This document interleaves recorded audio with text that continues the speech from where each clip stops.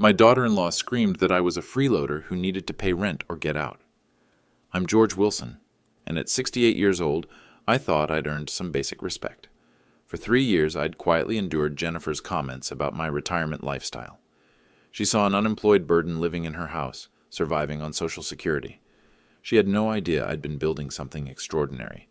A $1.4 million portfolio, while she counted every dollar I supposedly cost them. What started as a family meeting about my financial contributions ended with revelations that shocked our entire community. You see, while Jennifer calculated my worth based on grocery receipts and utility bills, I was systematically growing wealth through long-term investments in blue-chip stocks and ETF funds, something she never bothered to ask about during those quiet morning hours when she assumed I was just watching TV. If you're watching this, please subscribe and let me know where you're watching from. Let me tell you how a woman who thought she held all the power learned that quiet wealth runs deeper than loud demands. The disrespect didn't start overnight. It built slowly, like water wearing down stone. 3 years ago, when my wife Margaret passed after her 12-year battle with Alzheimer's, I thought moving in with my son Daniel and his wife Jennifer would be temporary, just until I figured out my next steps.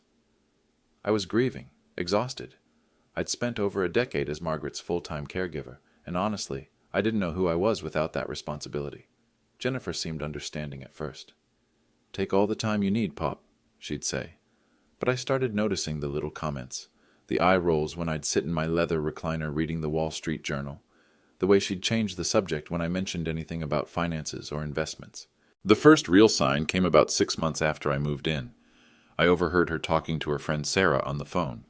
"Supporting elderly in-laws is so expensive," she said, not knowing I was in the kitchen.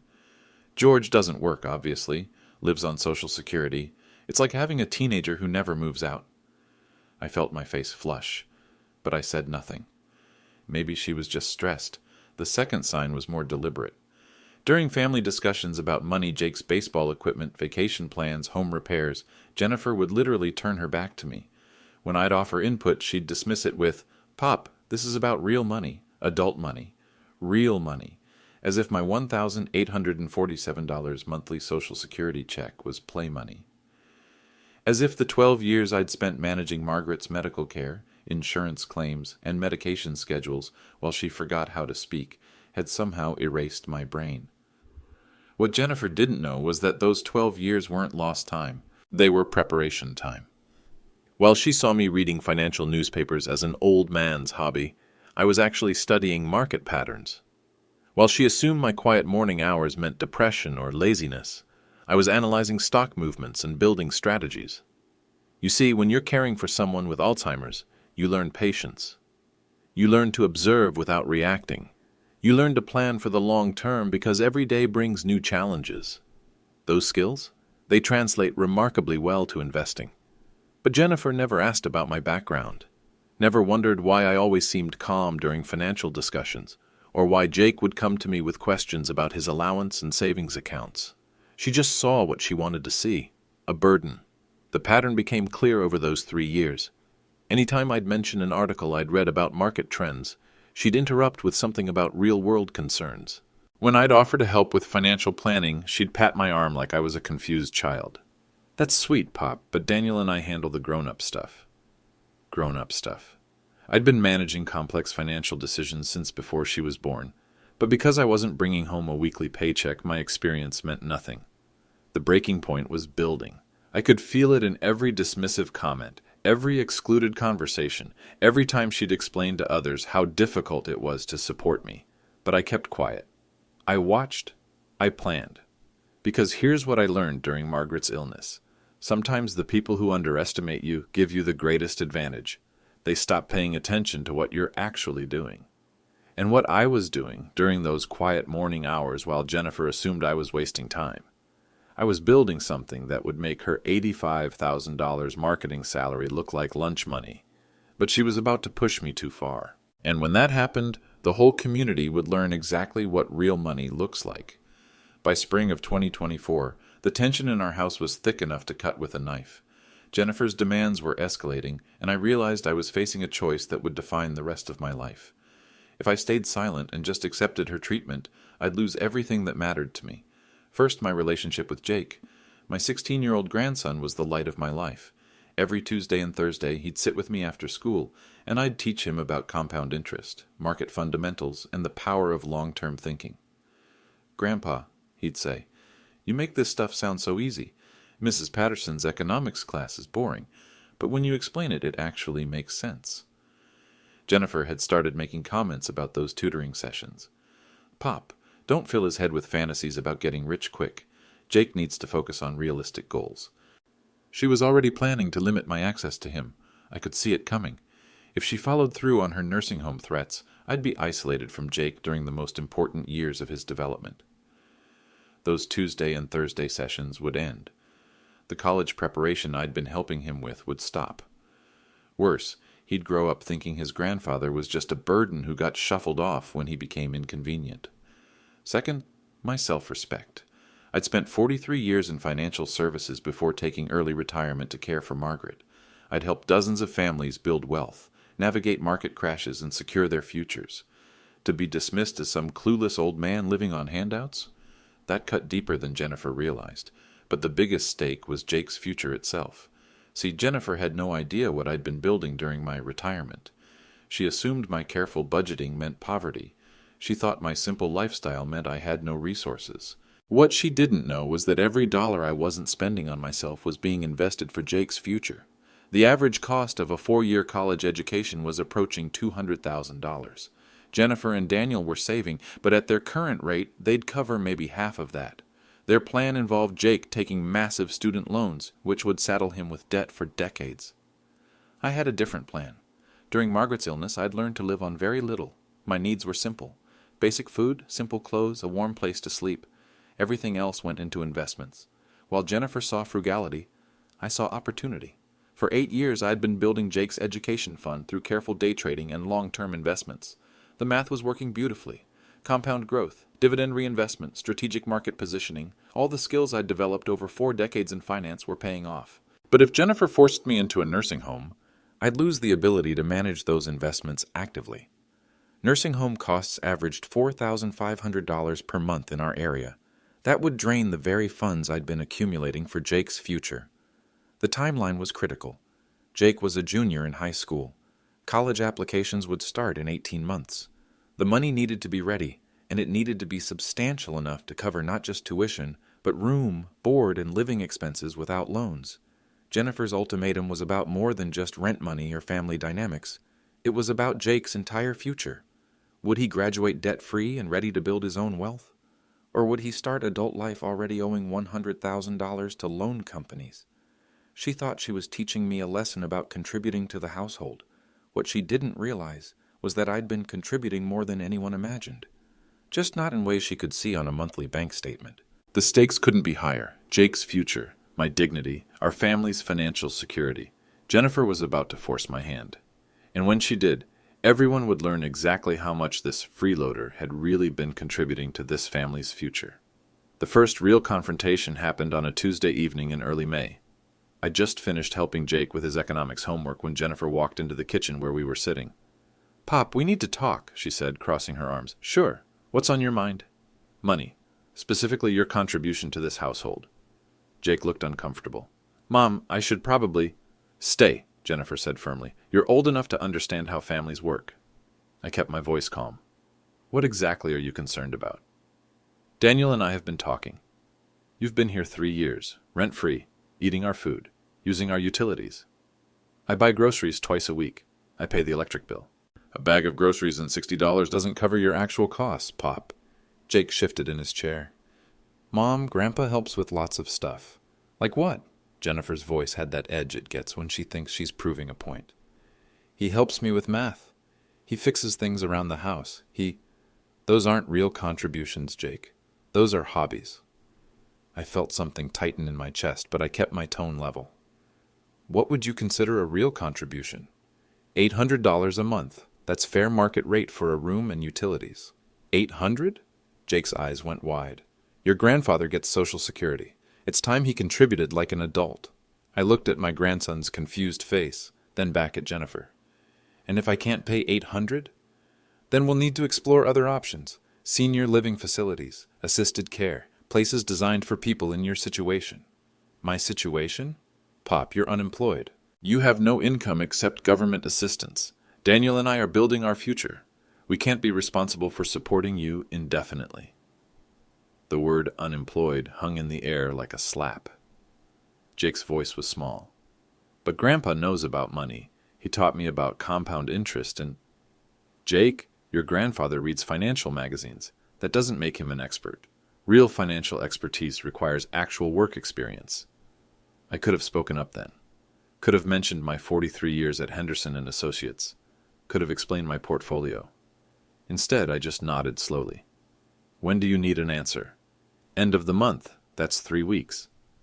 After Jennifer left the kitchen, Jake turned to me with worried eyes. "Grandpa, $800 is almost half your Social Security check." "It is. That's not fair. You took care of Grandma for 12 years. You gave up your job to help family." "Life isn't always fair, buddy. But you're not unemployed. You know more about money than anyone I know." I squeezed his shoulder.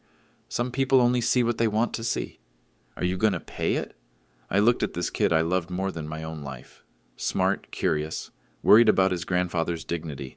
He deserved better than watching his family tear itself apart over money. "Jake, sometimes adults have to make difficult decisions. Whatever happens, you remember that I love you, okay? Grandpa, you're scaring me." "Don't be scared. Everything's going to work out exactly as it should." But inside, I was calculating. Jennifer had just drawn a line in the sand. She wanted to treat me like a tenant. Fine, but tenants have rights, and landlords have responsibilities. More importantly, she'd shown her true colors in front of Jake. No more hiding behind fake concern or family obligations. This was about money, pure and simple. She saw an old man taking up space in her house, and she wanted him gone. What Jennifer didn't realize was that she'd just given me clarity. For 3 years, I'd been hoping she'd eventually see my value to this family. I'd been patient, understanding, willing to overlook her comments because I thought she was just stressed. But tonight, calling me unemployed in front of my grandson, threatening nursing homes, dismissing Jake's respect for my knowledge as childish fantasy, she'd crossed a line. As I watched Jake struggle with the unfairness of it all, I made my decision. Jennifer wanted to play hardball. She wanted to reduce our relationship to dollars and cents. Perfect. Because dollars and cents were exactly what I'd been accumulating for 8 years. She thought she held all the power because she had a job and I collected Social Security. She was about to learn that power comes in many forms. And some forms are harder to see coming than others. The next few days felt different. There was a tension in the house, like the air before a thunderstorm. Jennifer had drawn her battle lines, but she'd also given me something valuable, a timeline. 3 weeks until her ultimatum expired. 3 weeks to make my decision. But I'd already decided. Now I just had to prepare. Thursday morning, I was sitting in my recliner with my usual cup of coffee and the Wall Street Journal. Jennifer walked through the living room on her way to work, and I saw her glance at me with that familiar look of disapproval. "Must be nice," she muttered, "having time to read the paper while other people work." I didn't respond, just kept reading. But Jake, who was eating breakfast at the kitchen counter, looked up from his cereal. "Mom, Grandpa's not just reading. He's taking notes. Look at all those papers on his table." Jennifer paused. For a moment I thought she might actually look. Might notice the detailed charts I'd been updating, the stock analysis sheets, the portfolio tracking documents. But she just shook her head. "Hobbies, Jake. When you're retired, you need hobbies to pass the time." After she left, Jake wandered over to my chair. He picked up one of my notebooks, the one where I tracked my daily trades. "Grandpa, what's this number here? 1.4 million?" I closed the notebook gently. "Just tracking some hypothetical investments, buddy.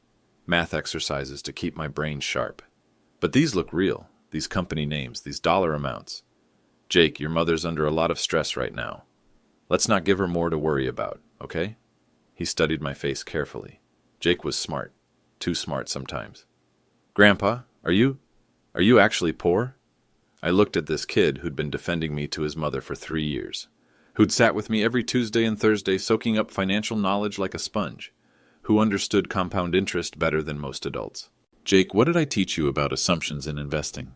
That assumptions can kill your portfolio faster than any market crash." "Exactly. And what's the first rule of information in finance? Information is power, but only if you know when to use it." "Very good." I patted his shoulder. Sometimes the most powerful position is the one nobody sees coming. He nodded slowly, but I could see the wheels turning in his head. Friday afternoon, something interesting happened.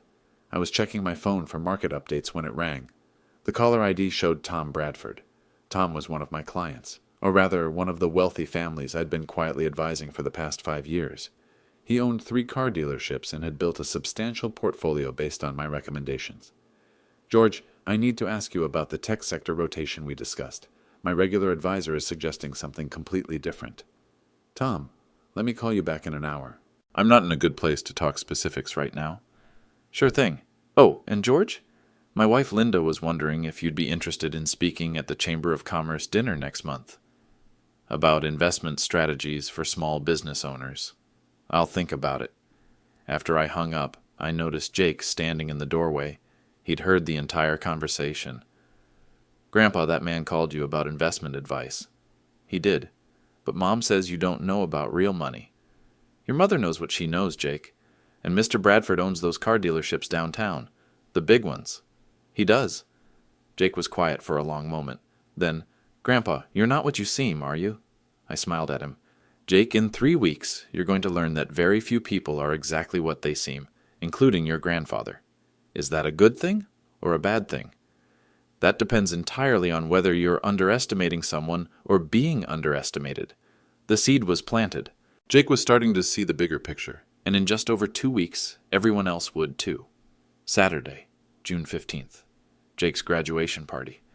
We'd rented a tent for the backyard, enough space for 45 people. Teachers, classmates, neighbors, extended family. Daniel and Jennifer had gone all out. Catered food, decorations, the works. I was proud of Jake. Honor roll, varsity baseball, accepted to 3 colleges. This kid had a bright future ahead of him, and everyone had come to celebrate. I was standing near the dessert table, talking with Mrs. Henderson from next door, when I noticed Jennifer gathering a group of people near the gift table. Teachers, some of Daniel's work colleagues, a few neighbors. "So challenging when you're supporting multiple generations," she was saying, her voice carrying across the yard. "Some older family members just don't understand modern financial realities." Mrs. Henderson raised an eyebrow. "Are you talking about your father-in-law?" Jennifer glanced toward me, making sure I could hear. "Pop's a sweet man, but he's been living with us rent-free for 3 years. Daniel and I have been patient, but we're at the point where we need him to contribute or make other arrangements." My chest tightened, but I kept my expression neutral. "Other arrangements?" This from Mr. Foster, Jake's math teacher. "Well, there are lovely senior facilities that cater to people on fixed incomes. Social Security, you know, limited resources. 23 people, I counted them. 23 members of our community, listening to Jennifer explain why her father-in-law was a burden. Mrs. Henderson looked uncomfortable. "George seems like a bright man. Surely there are ways." "Oh, he's intelligent enough," Jennifer interrupted. "Reads financial magazines, gives investment advice to Jake. It's sweet, really, like a hobby. But hobbies don't pay rent." That's when I saw Jake's face. He was standing with a group of his friends, but he'd heard everything. The look of confusion and hurt in his eyes was like a knife to my heart. Jennifer wasn't done. She'd found her audience, and she was performing. The truth is, some people from Pop's generation just don't understand that family support has limits. He's never worked in the modern economy, never built a career like Daniel and I have. Social Security was supposed to be supplemental income, not a retirement plan. "How much is enough?" This from Dr. Martinez, Jake's guidance counselor. "We've asked for $800 a month. That's less than half his Social Security check. Completely reasonable for room and board." Mrs. Henderson shook her head. "That seems steep for family." "Mrs. Henderson, with respect, you don't have elderly relatives living in your house. The costs add up. Food, utilities, medical expenses. And there's the opportunity cost. We could be renting that room to someone who actually contributes to the household."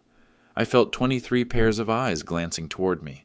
Some sympathetic, some curious, some clearly uncomfortable with this public airing of family business. But Jennifer wasn't finished. She was building to her crescendo. "The bottom line is this. Real men contribute. Real adults take responsibility for their lives. Pop reads about money, but he's never actually made money. There's a difference between fantasy and reality. Real men contribute." The same words she'd used that night in the kitchen, but now delivered to teachers who'd known me for 3 years, to neighbors who'd watched me help with yard work and home repairs, to Jake's friends who'd seen me tutoring him. Jake stepped forward. his young voice shaking with emotion. "Mom, that's not fair. Grandpa knows more about money than—" "Jake, sweetheart, you don't understand adult finances yet. Your grandfather's knowledge comes from magazines and TV shows. Daniel and I deal with real money, real investments, real financial planning." I could have stayed silent, could have let it pass like I had so many times before. But then I saw the tears starting in Jake's eyes, saw the confusion on his face as his mother publicly humiliated the grandfather he respected and loved. That's when I made my choice. I walked slowly toward the group, my phone in my hand. 23 people turned to watch me approach. "Jennifer," I said quietly, "you mentioned real money and real investments." "Pop, this isn't the time." "Actually, it's exactly the time." I looked around at the gathered faces. "Since you've made this a public conversation about my financial contributions to this family." "George," Daniel started, but I held up my hand. "Jennifer's right about one thing. It's time for complete honesty about money in this family." I could see confusion in Jennifer's eyes. This wasn't how she'd expected me to respond. "You said real men contribute. You're absolutely right. So let me show everyone what real contribution looks like." I opened my phone and pulled up my TD Ameritrade app. "Jake, come here, son." My grandson walked over, wiping his eyes. "Remember those math exercises we've been doing? Those hypothetical portfolios?" "Yes, sir." "Well, they weren't hypothetical." I turned the phone screen toward the group, and 23 people went completely silent, because there in clear black numbers was an account balance that made Jennifer's marketing salary look like pocket money. $1,427,890. Jake's mouth fell open. Mrs. Henderson gasped. Dr. Martinez blinked hard, like he was trying to process what he was seeing. But Jennifer's face went white as a sheet. That's not real," she whispered. "Oh, it's very real," I said quietly. 8 years of careful investment, built while I was doing nothing during those quiet morning hours. And that's when Tom Bradford walked through our back gate. "George!" Tom Bradford's voice carried across the suddenly silent backyard. "Sorry I'm late, buddy. Traffic was murder on Route 95. 23 faces turned toward the gate as Tom walked in, wearing his usual weekend attire, khakis and a polo shirt with Bradford Auto Group embroidered on the chest. To most of the party guests, he was just another neighbor. But I saw recognition dawn on a few faces. Tom Bradford owned the 3 largest car dealerships in our county. "Tom," I said calmly, "glad you could make it." He walked over and shook my hand warmly, then looked around at the gathered crowd. "Hope I'm not interrupting anything important." Jennifer's voice was barely a whisper. You two know each other?" Tom laughed. "Know each other? George has been my investment advisor for 5 years. This man's guidance helped me turn my business profits into a portfolio worth—" He caught himself, glancing at me. "Well, let's just say my retirement is very secure thanks to George's strategies." The silence in that backyard was deafening. Mrs. Henderson found her voice first. "Investment advisor?" "One of the best," Tom continued, oblivious to the tension he'd walked into. "George doesn't advertise, doesn't have a big office downtown, but the wealthy families in this area? We all know who to call when we need real financial advice." Jennifer's mouth was opening and closing like a fish out of water. "Actually," Tom said, pulling out his phone, "I wanted to run something by you, George. That tech sector rotation we discussed last week? My official advisor is pushing back, but your track record speaks for itself. Mind if we step aside for a minute?" "Not at all." I looked around at the stunned faces. "But first, let me share something with my family." I opened my phone again, but this time I pulled up a different screen. A separate account. Smaller numbers, but still substantial. "Jake, come here, son." My grandson walked over, still looking shell-shocked from the previous revelation. "This account has your name on it. It's been growing for 8 years. Jake stared at the screen. $240,000? Your college fund. Full tuition, room and board, plus living expenses for 4 years. No loans, no debt, no financial stress for you or your parents." The kid's eyes filled with tears. "Grandpa, you did this while living on Social Security?" "Social Security covers my basic needs, Jake. Everything else went into securing your future." Tom Bradford was nodding approvingly. "That's exactly the kind of long-term thinking that makes George such a valuable advisor. Delayed gratification, compound growth, strategic planning, classic wealth-building principles." Dr. Martinez stepped forward. "Mr. Wilson, if you don't mind me asking, what was your background before retirement?" 43 years at Henderson and Associates downtown, senior financial analyst, then portfolio manager. I specialized in wealth preservation and growth strategies for high net worth families. Henderson and Associates? Mrs. Foster, Jake's English teacher, looked impressed. My uncle worked there. He always said they only hired the best. Jennifer finally found her voice. But you've been living so simply. The used car, the basic clothes, the frugality, I said quietly, is the foundation of wealth building. I learned to live on very little so everything else could compound over time. Tom chimed in. George taught me that principle. Live like you're poor when you're rich and you'll stay rich. Best advice I ever got. Jake was studying his college fund balance with wonder. Grandpa, when Mom said you didn't contribute to the family? Oh, but I do contribute, I said, looking directly at Jennifer. I've been contributing $2,000 per month to this family's future. It just wasn't visible on the monthly electric bill. The math hit Jennifer like a physical blow. $2,000 per month. Average monthly investment over 8 years. Some months more, some less, depending on market conditions. But yes, approximately $24,000 per year that could have gone to rent or groceries or luxury items, but instead went into securing Jake's education and our family's financial stability.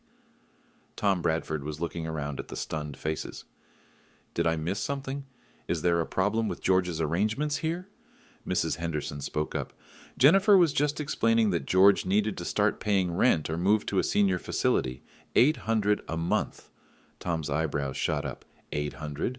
For the man who's been building wealth for this family while living like a monk? He shook his head. Jennifer, isn't it? You might want to reconsider that position.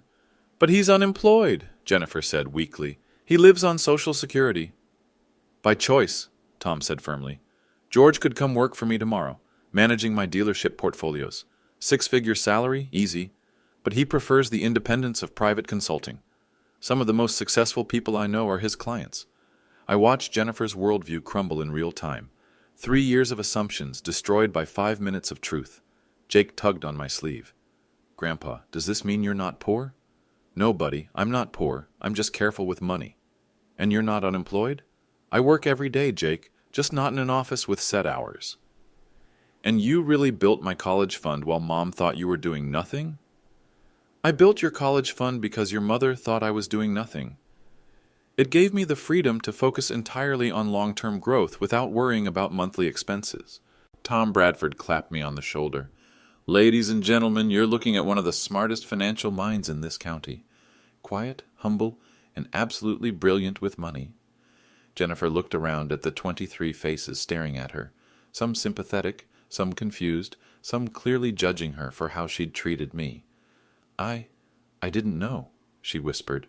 You didn't ask, I said simply. You made assumptions. In finance, assumptions can destroy you. Jake looked up at me with new understanding. That's why you always told me assumptions are dangerous. That's right, son. And this is why we verify our information before making important decisions. The power dynamic in our family had just shifted completely, and everyone could see it. The graduation party continued, but the atmosphere had completely changed. Small groups of people clustered together, whispering about what they'd just witnessed. Jake stayed close to me, still processing the revelation about his college fund. Jennifer had retreated to the house, claiming she needed to check on the food. Tom Bradford and I found a quiet corner near the garden. George, I hate to bring up business at a family celebration, but I wanted to discuss that pharmaceutical stock position you recommended. My accountant is nervous about the volatility. The quarterly earnings report comes out Tuesday. I expect a 12% jump by Friday. Hold the position. You sure? I'm sure. As we talked, I noticed people listening. Not eavesdropping exactly, but definitely paying attention to our conversation in a way they never had before. Mrs. Henderson was standing close enough to hear Tom ask about that municipal bond strategy and my advice about diversifying across 3 sectors. After Tom left, Jake approached me with determined eyes. Grandpa, I need to ask you something directly. Shoot. Are you rich? I looked at this kid who defended me for 3 years while his mother called me a burden. He deserved complete honesty. By most standards, yes, I'm financially secure. How secure? Secure enough that your parents will never need to worry about money if they make smart choices. Secure enough that you'll graduate college debt-free. Secure enough that I can live independently wherever I choose. That last part seemed to hit him. Wherever you choose? Jake, your mother gave me an ultimatum. Pay rent or find somewhere else to live. She's right that it's time for me to make a decision. Fear flashed in his eyes. You're leaving? I'm considering my options. Come sit with me. We sat on the porch steps while the party continued around us. I pulled out my phone and showed him a different app, a real estate website. I've been looking at properties. There's a nice townhouse across town. 2 bedrooms, small yard, close to the community college where you'll take your first 2 years. But why would you move out now that Mom knows you're not poor? Jake, respect isn't something you can force. Your mother has made it clear how she sees me. That's not going to change just because she learned about my bank account. But the college fund, the investments, everything you've done for our family. I did those things because I love you and your father, not because I expected gratitude or recognition. He was quiet for a moment. Will I still see you? If you move? Every Tuesday and Thursday, just like always, plus weekends when you want. And Jake, that college fund isn't going anywhere. Neither is my commitment to your future. What about Dad? Does he know?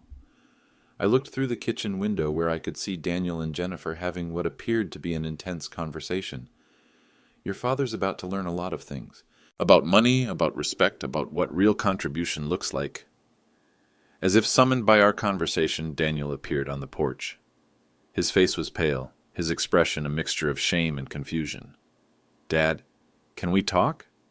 Jake stood up. I'll give you guys some privacy. Daniel sat down heavily beside me.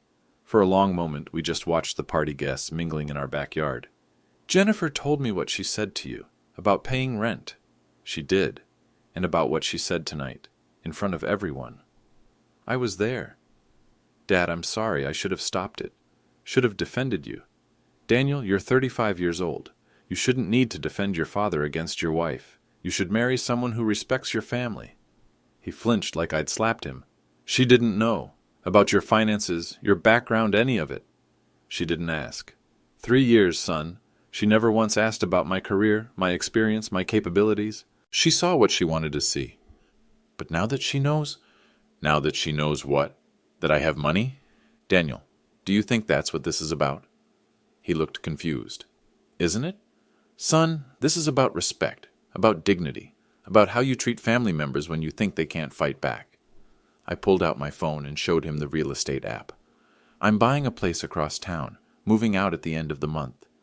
Dad, no, you don't have to do that. Jennifer understands now. She feels terrible about... Jennifer feels terrible because she got caught, because she embarrassed herself in front of 23 people. That's not the same as understanding why what she did was wrong. Daniel stared at the townhouse listing. But your family. This is your home. Daniel, family isn't about sharing an address.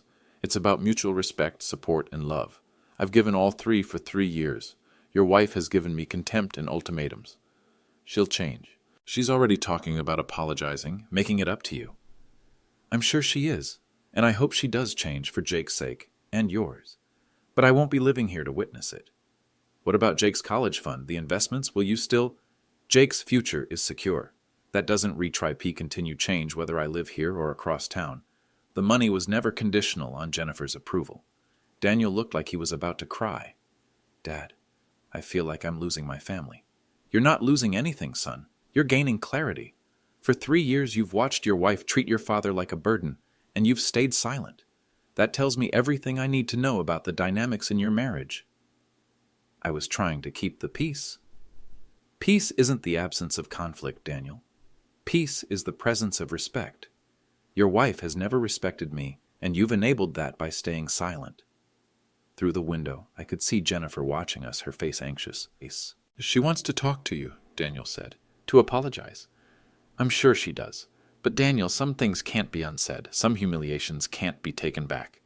I stood up and looked down at my son, this man I'd raised, who'd let his wife publicly shame his father because it was easier than confrontation.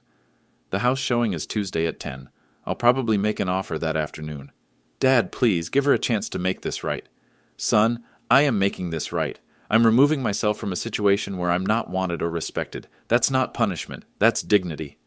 I walked back toward the party, leaving Daniel sitting alone on the porch steps. Jake found me by the dessert table. Grandpa, are you really moving out? I am, buddy. Because of what Mom said? Because it's time. Jake, you're going to college in 2 years. Your parents need to learn how to be a family without me here. And I need to live somewhere I'm valued for who I am, not what I contribute financially. But you'll still help me with college applications and financial planning? Every step of the way, that's a promise. Mrs. Henderson approached us. George, I couldn't help but overhear. Are you really looking for a new place? I am. Well, my nephew Rick is a realtor, specializes in properties for discerning buyers. I could give you his card. I'd appreciate that. And George, what that young woman said tonight, that was completely out of line. You've been nothing but gracious to this family. Thank you, Mrs. Henderson. I appreciate that. As the party wound down and guests began leaving, I noticed something interesting. Several people approached me to shake hands and offer contact information. Dr. Martinez asked about investment advice for his daughter's college fund. Mr. Foster mentioned he'd been looking for help with his retirement planning. Word travels fast in small communities. By Monday morning, half the neighborhood would know that the quiet man they'd seen reading financial newspapers wasn't just passing time. He was managing serious wealth. Jennifer's public humiliation of me had backfired spectacularly. Instead of diminishing my status, it had revealed my true position in ways I never could have arranged myself. Sometimes the best revenge is simply letting people see the truth. Monday morning brought the first wave of consequences. I was sitting in my recliner reading the Wall Street Journal and checking my portfolio when my phone started ringing. The first call was from Rick Henderson, Mrs. Henderson's nephew, the realtor. Mr. Wilson, my aunt gave me your number. She said you might be interested in looking at some properties. I am. Great. I've got 3 townhouses that might interest you, all in excellent neighborhoods, close to the community college, move-in ready. When would you like to schedule viewings? This afternoon works. After I hung up, Daniel emerged from the kitchen with his coffee, looking like he hadn't slept. Dad, was that about houses? It was. You're really doing this? I told you I was. Jennifer appeared in the doorway, still in her bathrobe. She looked terrible. Red eyes, pale skin, the whole defeated package. Pop, can we talk, please? I set down my newspaper. What would you like to discuss? Saturday night. What I said, how I said it. She came into the living room and sat on the edge of the couch. I was completely wrong. About everything. Your contributions, your background, your value to this family. Okay. I want to apologize. Sincerely. And I want to ask you to reconsider moving out. I studied her face. She looked genuinely remorseful, but I'd learned to be careful about assumptions. Jennifer, what specifically are you apologizing for? For calling you unemployed. For saying you don't contribute. For threatening you with nursing homes. For embarrassing you in front of our friends and neighbors. And? She looked confused. And? You missed something important? Daniel spoke up from the kitchen doorway. She's trying to apologize, Dad. I know what she's trying to do. But an incomplete apology isn't worth much. Jennifer's brow furrowed. What did I miss? You apologized for what you said Saturday night, but Saturday night wasn't the beginning of this pattern. For 3 years you've treated me with contempt. You've dismissed my knowledge, excluded me from family decisions, and made it clear that you saw me as a burden. But I didn't know. Jennifer, you didn't know because you didn't want to know. I've been living in your house for 3 years. Did you ever once ask about my background, my career, my qualifications? She was quiet. When Jake would tell you I was teaching him about investments, did you ever wonder why he was learning so much? When you saw me reading financial publications every morning, did you ever think to ask why? I assumed. You assumed I was a useless old man living on government handouts. That assumption shaped how you treated me every single day for 3 years. Daniel stepped into the room. Dad, she's trying to make amends. No, Daniel, she's trying to undo the embarrassment she caused herself Saturday night. There's a difference. My phone rang again. Tom Bradford. George, sorry to bother you so early, but I've got Linda Peterson on my other line. You remember Linda? She owns those boutiques downtown. She heard about your situation and wants to know if you'd consider managing her investment portfolio. Apparently her current advisor isn't performing. I glanced at Jennifer, whose eyes had gone wide. Tom, let me call you back this afternoon. I'm house hunting today. House hunting? George, what's going on? Time for a change of scenery. I'll explain later. After I hung up, Jennifer looked stricken. People are calling you for business? Word travels fast in small communities. But this means people think I was wrong to ask you to leave? Jennifer, people think you publicly humiliated a man who's been quietly managing wealth for some of the most successful families in this county. They're not wrong. Daniel sat down across from me. Dad, how many families do you advise? Currently, 7. Tom Bradford, Linda Peterson, the Martinez family, Dr. Chen, who owns the medical practice, retired Judge Williams, the Kowalski family, who owns the construction company, and Sarah Mitchell, who inherited her husband's insurance business. Jennifer's mouth fell open. Those are some of the wealthiest people in town. Yes, they are. And by Wednesday, they'll all know that my own family didn't think I was worth basic respect. Oh, God, Jennifer whispered. What have I done? You've shown your true character. The question now is whether you're sorry you revealed it or sorry you had it to reveal in the first place. My phone buzzed with a text message. I glanced at it and couldn't help smiling. What is it? Daniel asked. Jake. He's at school. But he wanted me to know that 3 of his teachers asked him about his grandfather this morning.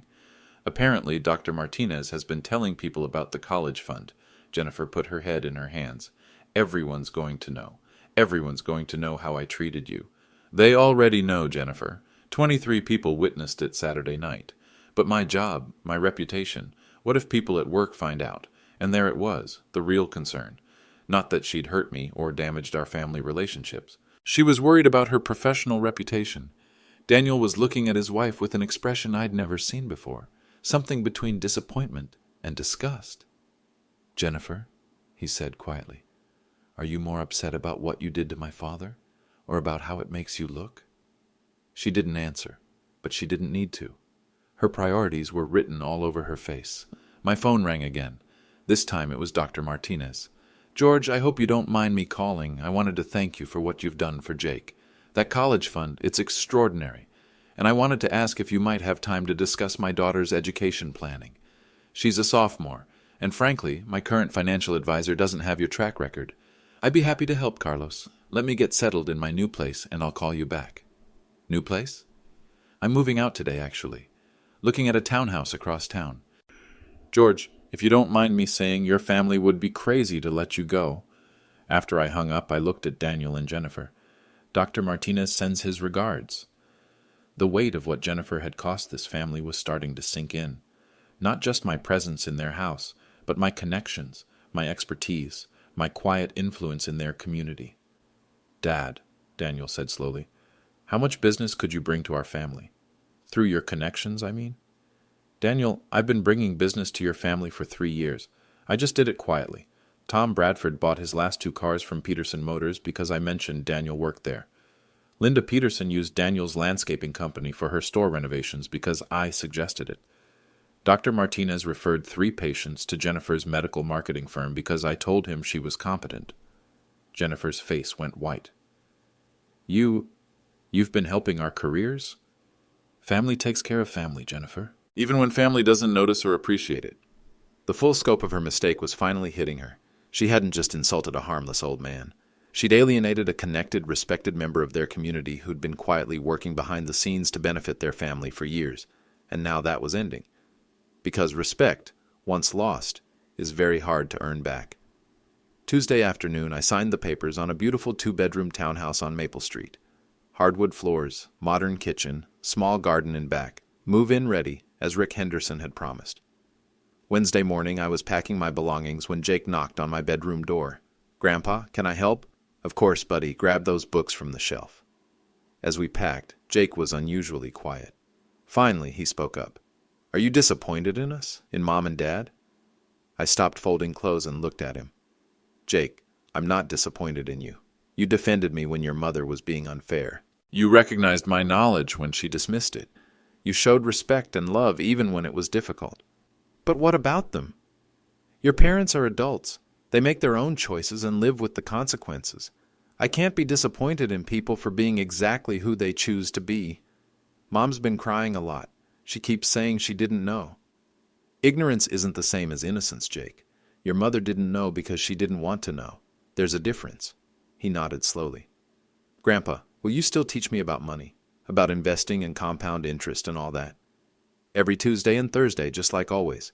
That's a promise. And you'll still help me with college applications? I'll be there for every step. Financial planning, application essays, choosing the right school, everything. And the college fund, that's really mine? It's really yours, plus whatever it grows to over the next 2 years. By the time you graduate high school, you'll probably have close to $300,000 for education expenses. His eyes went wide. That much? Compound interest is powerful, buddy, especially when you start early and stay consistent. As we carried boxes to my car, I noticed Daniel watching from the kitchen window. He looked lost, like he was trying to figure out how his family had fallen apart so quickly. Jennifer emerged from the house as I was loading the last box. "Pop, please, one more time. Can we try again? I promise things will be different." I turned to face her. "Jennifer, what would be different?" "I'd treat you with respect. I'd ask about your background, your expertise. I'd appreciate your contributions." "Because now you know I have money." "No, because now I know I was wrong." "You were wrong 3 years ago. You were wrong 2 years ago. You were wrong last month. The only thing that changed was getting caught publicly." She started crying again. "Please don't leave us. Please don't take your connections and your knowledge and your influence away from this family." And there was the truth. She wasn't sorry about how she'd treated me. She was sorry about losing access to what I could provide. "Jennifer, respect isn't transactional. You can't withdraw it for 3 years and then try to make a deposit when you need the account balance." Jake hugged me goodbye. "I'll see you Thursday?" "Thursday at 4, just like always." Daniel finally came outside. "Dad, I know I can't undo the last 3 years, but I want you to know. I see it now. How wrong this all was. How wrong I was to let it happen." "Daniel, the good news is you're only 35. You have time to learn from this. Time to decide what kind of husband and father you want to be." "What do you mean?" "I mean you can choose to be a man who protects his family's dignity, or you can choose to be a man who sacrifices it for domestic peace. That's entirely up to you." He nodded slowly. "I choose dignity." "Good. Then make sure your future actions match that choice." As I drove away from the house I'd lived in for 3 years, I felt something I hadn't expected. Relief. Relief that I no longer had to pretend Jennifer's disrespect didn't hurt. Relief that I could live somewhere I was valued for who I was, not tolerated because I was family. Relief that Jake would see his grandfather standing up for himself rather than accepting mistreatment. My new townhouse felt like freedom. No more walking on eggshells. No more swallowing pride for the sake of family harmony. No more watching Jake struggle with the tension between loving his grandfather and keeping peace with his mother. That evening, I got a call from Mrs. Henderson. "George, I hope you're settling in well, and I hope you know that everyone in the neighborhood thinks Jennifer was completely out of line." "Thank you, Margaret. I appreciate that." "There's something else. My bridge club meets Thursday afternoons, and we were wondering, would you consider talking to us about financial planning for retirees? Several of the ladies have been struggling with their investment decisions." I smiled. "I'd be happy to help." "Wonderful. And George, this community is lucky to have you. Don't let anyone tell you otherwise." After I hung up, I sat in my new living room and thought about the lesson in all this. Respect yourself enough to walk away from people who don't value you. Age doesn't mean you have to accept mistreatment. Family doesn't mean you have to tolerate disrespect. Sometimes the most powerful thing you can do is simply refuse to stay where you're not wanted. And sometimes, walking away with dignity teaches better lessons than staying and fighting ever could. I opened my laptop and started typing a response to the messages I'd received from potential new clients. After all, I had work to do. If you're watching this, I'd love to hear your thoughts. What would you have done in my situation? Let me know in the comments below.